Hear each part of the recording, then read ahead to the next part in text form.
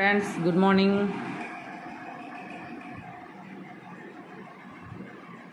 பாருங்கள், இன்றைக்கி நல்ல நீளமாக வளர்ந்த அந்த நீலப்பயிறு இது எங்கள் வீட்டில் இன்றைக்கி இயற்கையாக விளைஞ்சிது.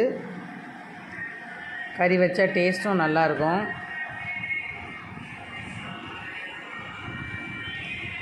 மண்புழு உரம் போட்டு விளைய வச்சது தான். எவ்வளோ நீளமாக இருக்குது பாருங்கள். பாம்பா அப்படிங்கிற மாதிரி நினச்சி பயந்துடாதீங்க. இது பாம்பு இல்லை, பயிறு தான். பார்த்தீங்களா? இதனால் பாம்புக்கு தலை மாதிரி இருக்குது. பார்த்தீங்களா? பாம்பு கிடையாது. பாம்பு படம் எடுத்து நிற்கிற மாதிரி தான் நிற்குது, ஆனால் பாம்பு கிடையாது.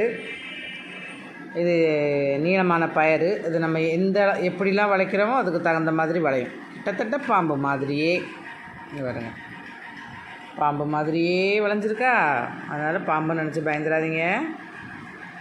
வீடியோ பிடிச்சிருந்தா லைக் பண்ணுங்கள், ஷேர் பண்ணுங்கள். புதுசாக பார்க்குறாங்க என்னோடய வீடியோவுக்கு சப்ஸ்கிரைப் பண்ணுங்கள்.